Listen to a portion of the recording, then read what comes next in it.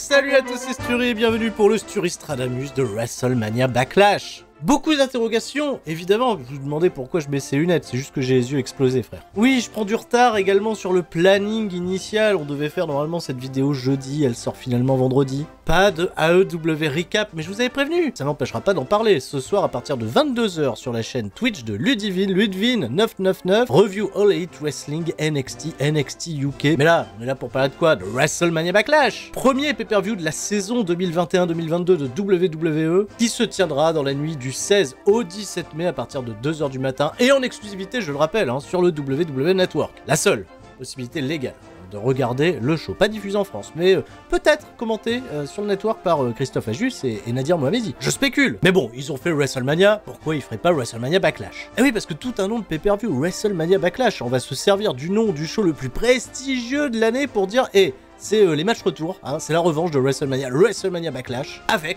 très exactement aucun match revanche de WrestleMania. Des petites revanches, parce qu'il y a des mecs qui vont se retrouver dans des multimènes, mais aucune revanche. 6 matchs annoncés, rien dans le kick-off. Je vais vous livrer mon pronostic, le seul pronostic qui compte, vous le savez, le Sturistradamus. Et pour ce faire, je vais m'appuyer d'un site qui lance son univers prono, il s'agit d'Univers Catch.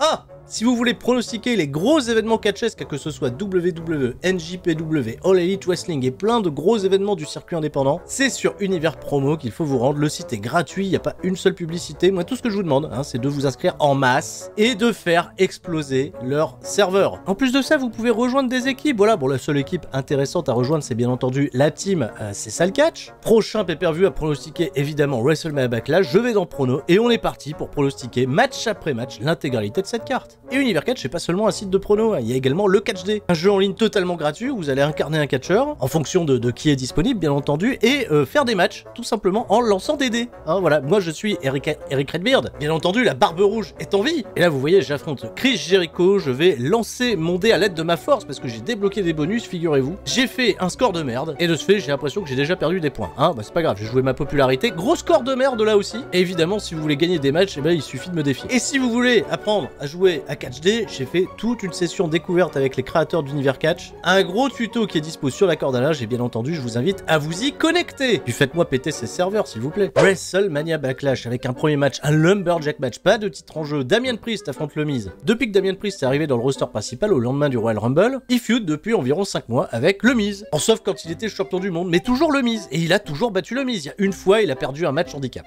Et dans ce programme qui ne s'arrête jamais et qui visiblement est aussi un prétexte pour commencer à semer de la zizanie entre The Miz et John Morrison, Damien Priest a obtenu l'honneur de choisir la stipulation de leur combat à WrestleMania Backlash qui sera nul autre qu'un Lumberjack match, l'occasion de pouvoir voir Jeff Hardy, voilà, qui fera le bûcheron, mais surtout éviter que le Miz ne puisse s'enfuir, Et alors, qu'est-ce qu'on fait? On va créer encore une fois de la discorde entre le Miz et John Morrison et assurer une victoire de Damien Priest, qui on l'espère fera quelque chose de plus intéressant à l'avenir. Clac, le petit pronostic, victoire de Damien Priest, on n'en parle plus, c'est validé. C'est validé, c'est validé. Match suivant, les championnats par équipe de SmackDown seront défendus par les chiens sales Robert Roode et Dolph Ziggler contre Rey Mysterio et Dominic Mysterio. Est-ce qu'ils vont gagner les Mysterio? Évidemment que oui, ils vont gagner. Rey Mysterio et Dominic vont devenir les nouveaux champions du monde par équipe, pour quelques semaines plus tard se faire exploser par les Usos. C'est pas un programme sympa ça? Elle est pas bien la division par équipe de SmackDown? On occupera par la suite les chiens sales avec les Street Profits, le temps de builder les Usos contre les Gobelets Rouges, et Rey Mysterio, il ira faire des choses de Rey Mysterio, c'est-à-dire s'occuper de Dominic et essayer de builder un peu plus Dominic. Pour qu'à SummerSlam, Dominic devienne champion du monde face à Roman Reigns. Elle est pas belle la WWE comme ça. Alors, qu'est-ce qu'on pronostique? Bim, ça clique, hop, Rey et Domi, c'est validé poteau. Le championnat féminin d'Euro est défendu par Rhea Ripley contre Asuka et Charlotte Flair. Asuka, elle a tellement perdu tout son momentum depuis qu'elle a paumé le titre contre Rhea Ripley à WrestleMania, ça a plu. Évidemment que non. Charlotte Flair, elle fait du Charlotte Flair, à savoir être omniprésente et monopoliser tout le temps d'antenne de la division féminine. Et Rhea Ripley, qui devait être quand même un incroyable projet pour WWE, en l'absence de Becky Lynch, c'est un petit peu elle qui devait jouer les badass. On se retrouve avec notre grande australienne qui a peur de défendre son titre dans un triple threat match. On comprend pas trop sa position, est-ce qu'elle est heel, est-ce qu'elle est face? Apparemment elle est plutôt heel. Et vu l'incroyable build-up de ce match, tout est fait pour que Charlotte Flair reprenne le titre et feud avec, on verra bien si Becky Lynch elle revient, s'il y a un véritable projet Rhea Ripley.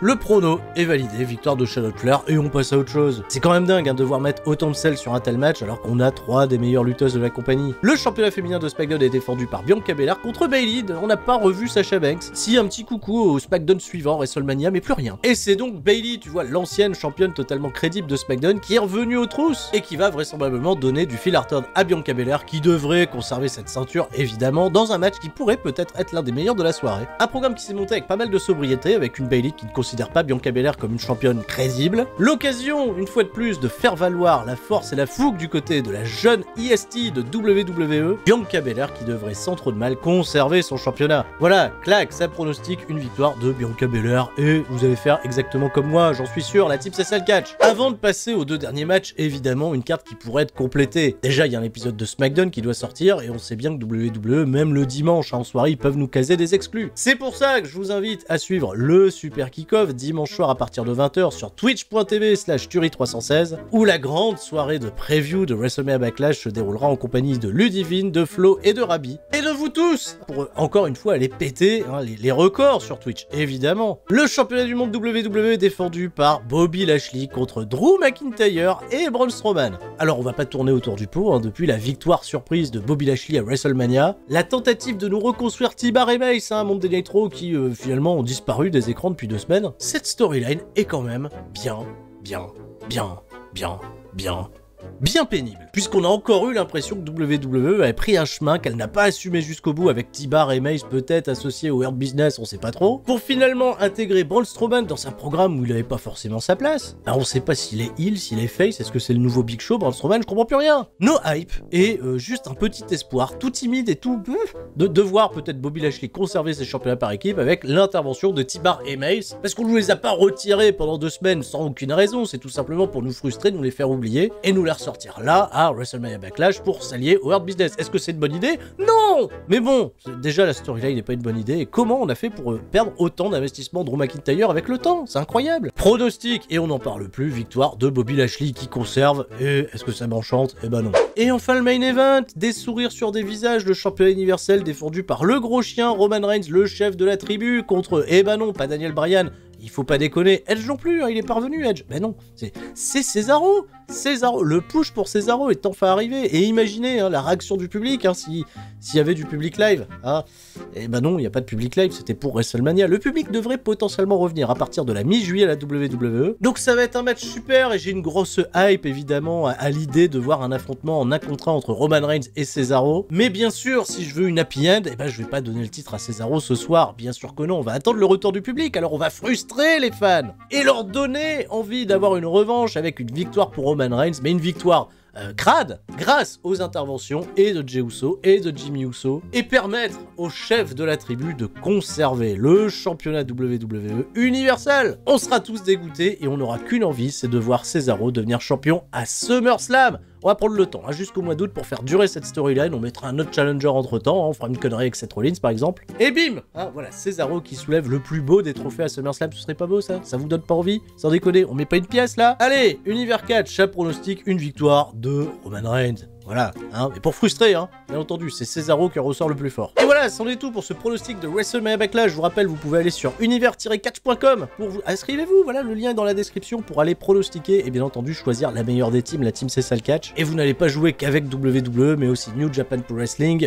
AEW, Impact, pourquoi pas, Ring of Honor, ça peut aller très loin. Sur ce, je vous dis à la prochaine. C'était Sturi, un très bon WrestleMania Backlash à tous, et tout le monde reste fort, sauf les serveurs d'Univers Catch, évidemment. Ciao, bye bye.